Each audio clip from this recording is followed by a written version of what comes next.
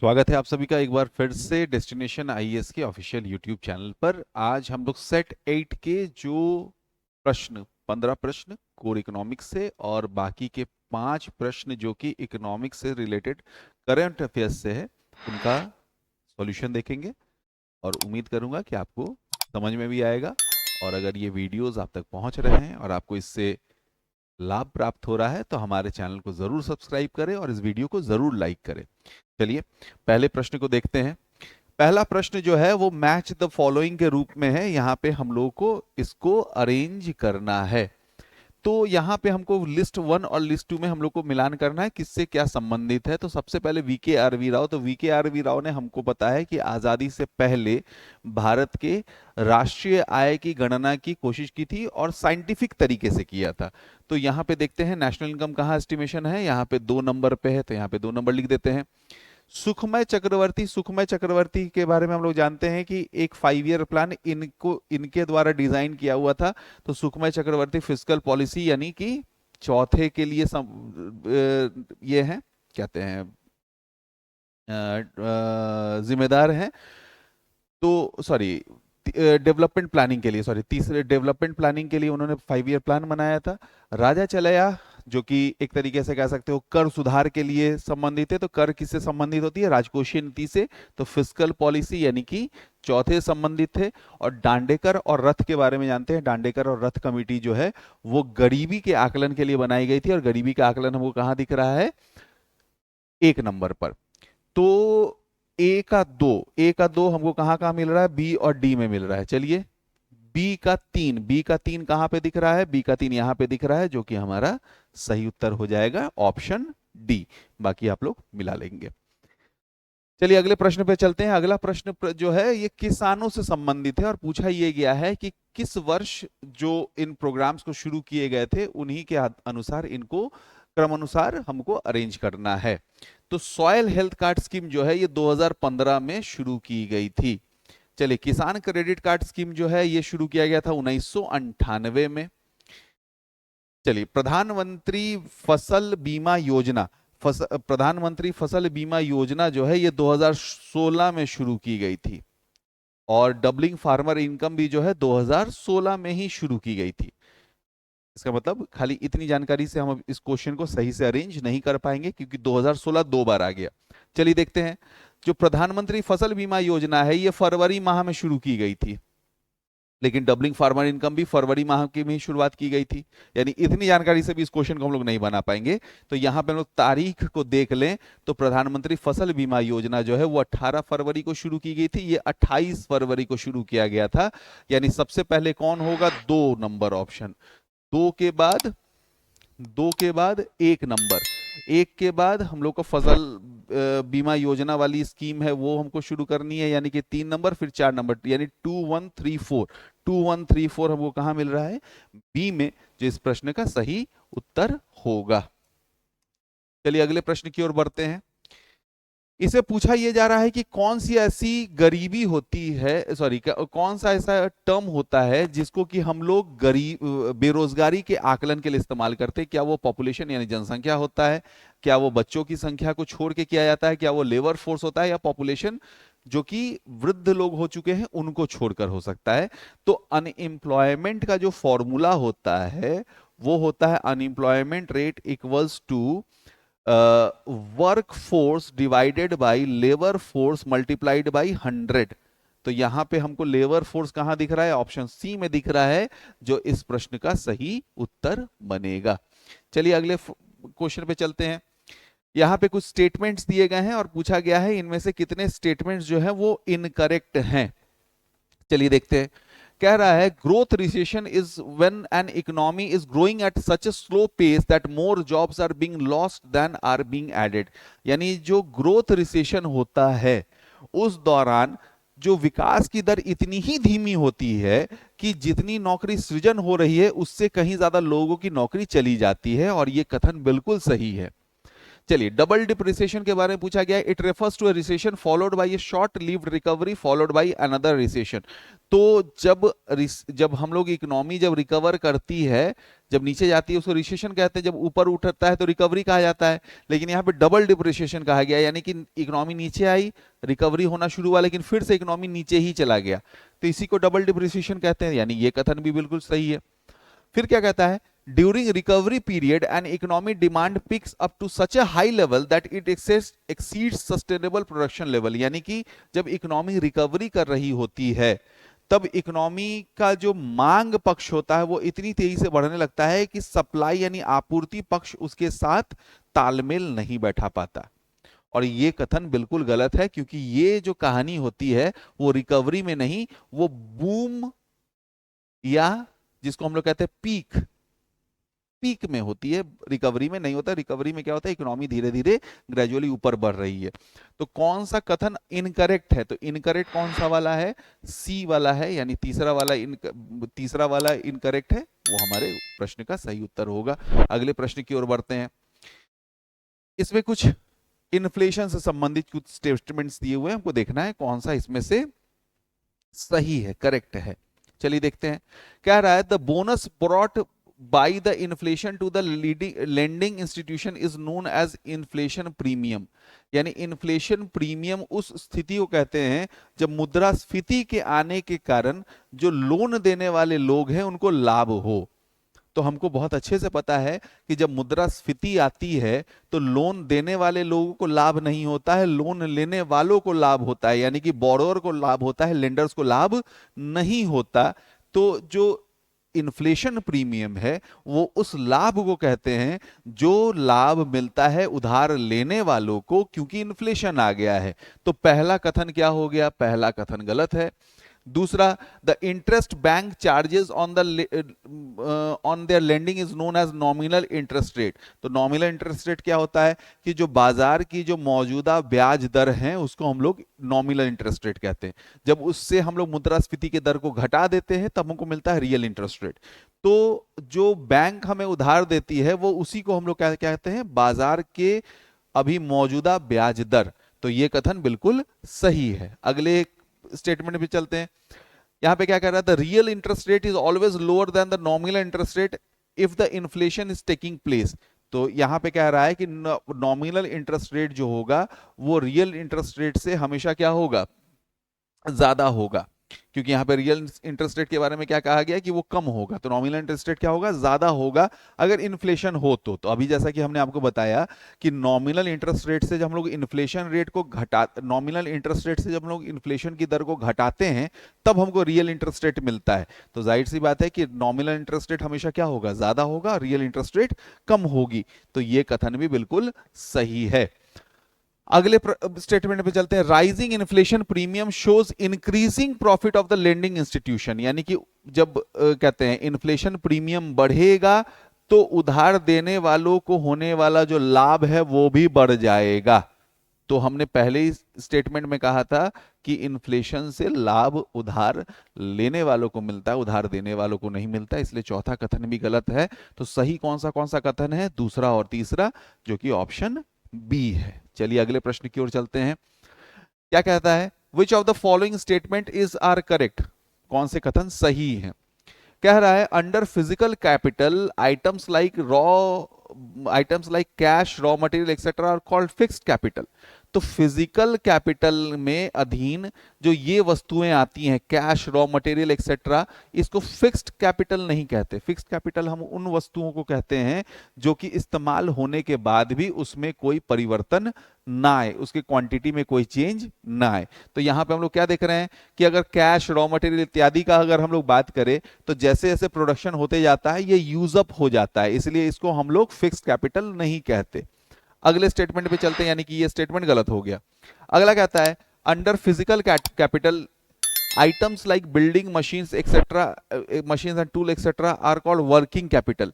तो हमने क्या कहा था कि जो वस्तुएं इस्तेमाल हो जाती हैं उसको हम लोग फिक्स्ड कैपिटल नहीं कहते। यहाँ पे ठीक उसी तरीके से यहाँ पे जो ये वस्तुओं का नाम लिखा गया है ये यूज अप नहीं होती, इसलिए इनको फिक्स्ड कैपिटल कहा जाता है, वर्किंग कैपिटल नहीं कहा जाता, यानी कि ये स्टेटमेंट भी गलत है।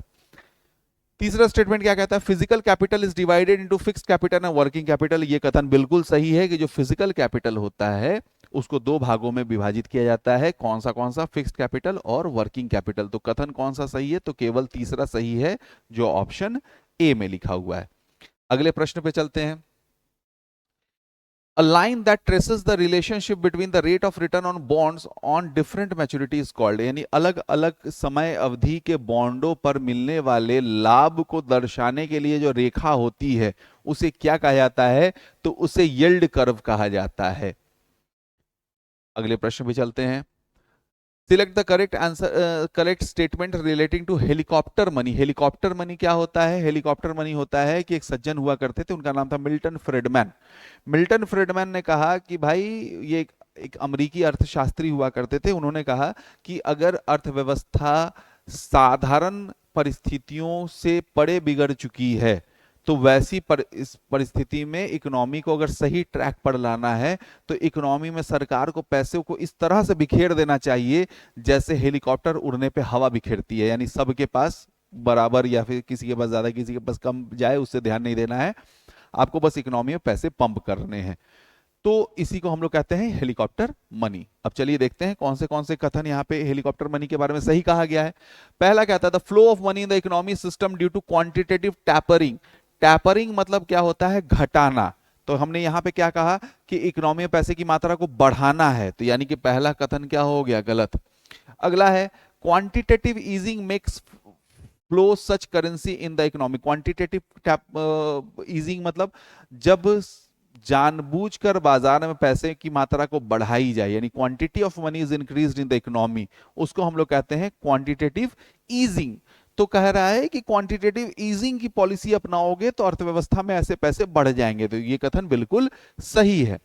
अगला कहता है, most of the central banks in the recession hit western economies have been set to circulate such currency। यानी कि जब जब वेस्टर्न इकोनॉमी में बहुत मंदी का दौर आया है तो वैसी स्थिति में उनके सेंट्रल बैंक यानी केंद्रीय बैंकों को सलाह दी जाती है कि इस प्रकार के पैसों की मात्रा आप अर्थव्यवस्था में बढ़ाइए, जो कि बिल्कुल सही है। चलिए चौथा स्टेटमेंट क्या कहता है, this term was first used in Japan. ये गलत हो गया क्योंकि अभी थोड़ी देर पहले हमने बताया था कि मिल्टन फ्रीडमैन इस कंसेप्ट के जो जनक हैं वो एक अमेरिकी अर्थशास्त्री थे, जापानी अर्थशास्त्री नहीं थे। यानी कथन कौन से सही है, दूसरा और तीसरा। दूसरा और तीसरा हमको कहां दिख रहा है, ऑप्शन बी में। चलिए अगले प्रश्न की ओर बढ़ते हैं। Based on which of the following is economic growth in India is measured in terms of GDP। यानी भारत में जो जीडीपी का आकलन होता है तो इनमें से कौन से वाले को आधार माना जाता है। तो आपको बता दें कि 2015 से भारत में जो जीडीपी का आकलन होता है वो कांस्टेंट मार्केट प्राइस पे होता है, यानी बाजार के मूल्य पे, और बेस ईयर की तुलना में जब हम लोग जीडीपी की गणना करते हैं तो उसको हम लोग कांस्टेंट मार्केट प्राइस कहते हैं। करंट मार्केट प्राइस अमूमन जो विकसित अर्थव्यवस्थाएं होती है वहां पे उपयोग में लाया जाता है, क्योंकि वहां पे जो मुद्रास्फीति की दर है वो बहुत तेजी से आगे बढ़ती नहीं होती है। चलिए 75 नंबर प्रश्न, रेसिडेक्स। पिछले टेस्ट में भी हमने इससे एक क्वेश्चन देखा था।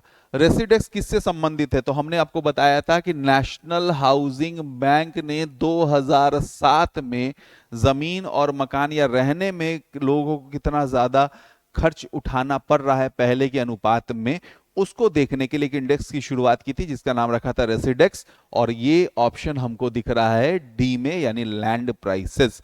चलिए अगले प्रश्न की ओर चलते हैं। Which of the following component given below is a part of non-debt creating? Non-debt creating यानी इससे सरकार के ऊपर कर्ज नहीं चढ़े।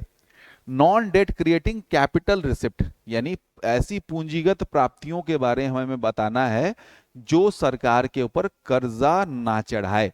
तो हमने बताया था कि पूंजीगत प्राप्ति सरकार के ऊपर या तो कर्ज बढ़ाती है या फिर सरकार की परिसंपत्तियों को कम करती है। तो सरकार के बारे में यहाँ पे प्रश्न क्या पूछा गया है कि आपको सिर्फ उन पूंजीगत प्राप्तियों के बारे में बताना है जो सरकार के संपत्तियों को तो कम करे लेकिन सरकार के ऊपर दायित्व का सृजन ना करे। तो चलिए देखते हैं। तो पहला कह रहा है recovery of loans and advances given to state government, यानी कि केंद्र सरकार जब राज्य सरकारों को जो पैसे देती है उसके मूलधन को जो वसूल रहती है तो वसूले गए धनराशि, तो ये बिल्कुल होगा। अगला कह रहा है प्रोसीड्स फ्रॉम डिसइन्वेस्टमेंट, यानी डिसइन्वेस्टमेंट यानी विनिवेश से प्राप्त धनराशि, ये भी होगा। Listing of PSUs in stock market, PSU का लिस्टिंग तभी होता है जब कंपनी का शेयर सरकार बेच देती है, तो सरकार की संपत्ति तो घटी लेकिन सरकार के ऊपर कोई कर्जा नहीं चढ़ा, इसलिए ये भी होगा। टैक्स रिसिप्ट, टैक्स रिसिप्ट नहीं होगा क्योंकि टैक्स रिसिप्ट जो होता है सरकार की राजस्व प्राप्ति यानी रेवेन्यू रिसिप्ट होता है, यानी 1, 2 और 3। तो यहां पे पूछा गया how many of the above statements are correct, कितने सही हैं, तो कितने सही हैं भाई, तो 3 सही हैं। 3 हमको कहां मिल रहा है, सी में मिल रहा है। चलिए 77 नंबर प्रश्न पे, बैंक अश्योरेंस, यहां पे पूछा गया है कि बैंक अश्योरेंस क्या होता है। एक सज्जन हुआ करते थे, उनका नाम था आर.एन. मल्होत्रा। आर.एन. मल्होत्रा के संस्तुति पर ही IRDA यानी insurance regulatory and development authority of India, जो कि रेगुलेशन करती है इंश्योरेंस सेक्टर की, उसकी स्थापना की गई थी। और उन्होंने ही सज्जन ने सलाह दिया था कि बैंकों को इंश्योरेंस प्रोडक्ट बेचने की अनुमति दी जाए। जब बैंकों द्वारा इंश्योरेंस प्रोडक्ट बेचा जाए तो ऐसे टाई अप को हम लोग बैंक एश्योरेंस कहते हैं। और ऐसा ऑप्शन हमको कहां दिख रहा है, ऐसा ऑप्शन हमको दिख रहा है ऑप्शन डी में, जो इस प्रश्न का सही उत्तर बनेगा। अगले प्रश्न पे चलते हैं। With reference to bond holders, यानी बॉन्ड धारकों की तरफ से पूछा गया प्रश्न है कि a bond will be accounted as which one of the following, यानी अगर बैंक, आप बॉन्ड होल्डर हो, बॉन्ड जारी करने वाले नहीं, आपके पास बॉन्ड खरीदा हुआ है, तो ये बॉन्ड आपके लिए क्या होगा, तो ये कैपिटल एसेट होगा। यहीं अगर आपने बॉन्ड जारी की होती तो ये कैपिटल लाइबिलिटी कहलाता। चलिए अगले प्रश्न पर चलते हैं। अच्छा, यहां पे कुछ गिनी इंडेक्स के बारे में, गिनी गुणांक के बारे में यहां पे कुछ प्रश्न दिए गए हैं। कहता है it is a measure of income inequality, बिल्कुल सही बात है। 1912 में कोराडो गिनी नाम के एक इटालियन अर्थशास्त्री ने इसका इजाद किया था, जहां पे कि उन्होंने लॉरेंस वक्र को एक डिजिट में कन्वर्ट करने का प्रयास किया था। तो इसमें लॉरेंस वक्र ही जो है वो आय की असमानता को दर्शाता है, तो ये बिल्कुल ए ऑप्शन होगा, 1 ऑप्शन होगा। कह रहा है फिर a Gini coefficient of 0 means perfect inequality where only one group of recipients receives all the income। तो बोल रहा है कि गिनी कोफिशिएंट जब 0 हो तो ये दर्शाता है कि जो अर्थव्यवस्था है उसमें असमानता एकदम चरम पर है और वहां पे सिर्फ एक समूह है जिसको सारी आय मिल रही है। और ये कथन बिल्कुल गलत है, क्योंकि 0 का मतलब हो गया कि उस अर्थव्यवस्था में असमानता नहीं, परफेक्ट समानता है। और यहीं अगर 1 होता तब उसका मतलब होता है कि परफेक्ट असमानता है। चलिए, यानी दूसरा स्टेटमेंट गलत हो गया। अगला कहता है Gini coefficient can be calculate for both market income and disposable income. बिल्कुल, मार्केट इनकम वो इनकम होता है जो चीजों को जीडीपी मार्केट प्राइस में निकाला जाता है, और डिस्पोजेबल इनकम होता है जहां पे कि ट्रांसफर्ड इनकम आपको मिलता हो। तो यहां पे दोनों ही प्रकार के इनकम को इंक्लूड किया जाता है गिनी गुणांक में, तो ये भी सही स्टेटमेंट है। चलिए अगला कहता है the Guinea index is based on difference between the Lorentz curve and the perfect equal income distribution। हमने अभी थोड़ी देर पहले कहा था कि गिनी गुणांक जो है वो लॉरेंस वक्र के बारे में बताता है कि ये परफेक्ट इक्वलिटी लाइन से कितने दूर है। तो चौथा वाला भी सही है, यानी 1, 3 और 4 सही है। अच्छा, यहां पे पूछा गया है how many of the above statements are correct, कितने स्टेटमेंट सही हैं, तो 3 स्टेटमेंट सही हैं जो हमको ऑप्शन सी में दिख रहा है। चलिए 80 नंबर प्रश्न पे चलते हैं। यहां पे पूछा गया है गरीबी के बारे में प्रश्न। तो गरीबी के बारे में पूछा गया है कि कौन सी ऐसी गरीबी है जो अगले जेनरेशन को पास ऑन हो जाती है, यानी गरीब का बेटा भी गरीब और उसका बेटा भी गरीब ही हो रहा है। तो ऐसा गरीबी जो है वो क्रॉनिक पॉवर्टी कहलाता है, जहां पे कि जनरेशन दर जनरेशन लोग गरीब ही रह जाते हैं। और इसके बारे में गरीबी के दुष्चक्र के नाम का एक बहुत फेमस एक स्टेटमेंट दिया गया था रेगनार नक्स के द्वारा, जहां पे उन्होंने कहा था कि एक देश इसलिए गरीब है क्योंकि वो गरीब है। चलिए अगले पॉइंट पे चलते हैं। चलिए यहां से करंट अफेयर्स के प्रश्न शुरू होते हैं। तो कह रहा है कि 1 दिसंबर 2023 की कोई घटना है जिसमें कहा जा रहा है कि रिजर्व बैंक ऑफ इंडिया ने एक मेमोरेंडम ऑफ अंडरस्टैंडिंग एक प्रकार की संधि होती है या फिर एग्रीमेंट होता है, साइन किया है किसके साथ, किसके बारे में, कोऑपरेशन एंड एक्सचेंज, किस बारे में भाई, तो related to corporation, clearing corporation of India limited. Clearing corporation of India limited वही कंपनी है जो ये सुनिश्चित करती है कि आपके द्वारा कोई बॉन्ड, शेयर या कोई भी फिनेंशियल मार्केट में कोई इंस्ट्रूमेंट बेचा या खरीदा गया हो तो आपका पेमेंट जो है वो सही समय पे आपको प्राप्त हो जाए। तो ये जो साइन किया गया है वो किस किस देश के सेंट्रल बैंक या किस केंद्रीय बैंक के साथ ये साइन किया गया है, तो ये जो साइन किया गया है वो बैंक ऑफ इंग्लैंड यानी कि ब्रिटेन के केंद्रीय बैंक के साथ ये संधि साइन किया गया है आरबीआई के द्वारा। चलिए 82 नंबर प्रश्न की ओर चलते हैं। 82 नंबर प्रश्न पे बोला जा रहा है कि एक जुलाई सितंबर के डेटा के अनुसार, जुलाई सितंबर 2023 के डेटा के अनुसार कि एक एक्टिव इक्विटी फंड होता है। एक्टिव इक्विटी फंड में टोटल 74,000 करोड़, यहाँ पे करोड़ भी होगा, का इनफ्लो हुआ। इनफ्लो होने का मतलब है आगत हुई है धनराशि की, पैसा बाहर से आया है। इसमें से कौन सा ऐसा कथन है जो कि एक्टिव इक्विटी फंड के बारे में सही बात कहता है। तो देखते हैं, दो प्रकार के इक्विटी फंड्स होते हैं, यानी म्यूचुअल फंड दो प्रकार के होते हैं, एक एक्टिव होता है, एक पैसिव होता है। एक्टिव होता है जिसको लगातार कोई फंड मैनेजर नजर रखता है कि हमको अभी किस कंपनी का कितना शेयर खरीदना है और हमारे पास किस कंपनी के कितने शेयर्स हैं जिसको बेच देना है, उसको हम लोग एक्टिव फंड कहते हैं। तो वैसा ऑप्शन हमको मिल रहा है ऑप्शन नंबर बी में, जो इस प्रश्न का सही उत्तर बनेगा। चलिए अगले प्रश्न की ओर चलते हैं। बोल रहा है सेबी के बारे में, सेबी यानी security and exchange board of India के बारे में। तो यहां पे पूछा जा रहा है कि कम से कम कितनी धनराशि का zero coupon, zero principal instrument जारी किया जा सकता है नॉट फॉर प्रॉफिट कंपनीज के द्वारा सोशल स्टॉक एक्सचेंज पर। तो सोशल स्टॉक एक्सचेंज पर कोई अगर नॉट फॉर प्रॉफिट कंपनी है और उसको जीरो कूपन, जीरो प्रिंसिपल अगर बॉन्ड इश्यू करना है तो उसकी धनराशि हुआ करती थी 1 करोड़, जिसको हाल ही में सेबी ने घटा के 50 लाख रुपए कर दिए हैं, जो कि ऑप्शन बी में दिख रहा है। चलिए 84 नंबर प्रश्न पर चलते हैं। अभी कह रहा है कि जीएसटीएन यानी goods and service tax network के अभी डेटा के अनुसार कि जब से ई वे बिल लागू हुआ है, ई वे बिल लागू हुआ है, सबसे पहली बार अक्टूबर 2023 में ई वे बिल जो जनरेट किया गया है वो 10 करोड़ रुपए के ऊपर का किया गया है। तो यहां पे पूछा जा रहा है कि कम से कम कितने वैल्यू का सामान आप एक जगह से दूसरे जगह इंटर स्टेट या इंट्रा स्टेट ले जाओगे तो आपके पास ई वे बिल होने की अनिवार्यता है। तो ये धनराशि है 50,000 रुपए, जो ऑप्शन बी में दिख रहा है। चलिए 85 नंबर प्रश्न पे चलते हैं। यहां पे पूछा गया है कोई प्रश्न राइज के बारे में। राइज क्या है भाई? तो rapid innovation and startup expansion. तो ये किसके द्वारा शुरू किया गया है? तो ये पहला स्टेटमेंट कह रहा है कि ये शुरू किया गया है अटल इनोवेशन मिशन और सिडबी के द्वारा। तो ये सिडबी के द्वारा नहीं शुरू किया गया है, ये शुरू किया गया है नीति के द्वारा, यानी कि पहला स्टेटमेंट हो गया गलत। फिर कहता है कि ये जो ऑस्ट्रेलिया और इंडिया के बीच सर्कुलर इकोनॉमी है उसको बढ़ावा देगा, बिल्कुल देगा।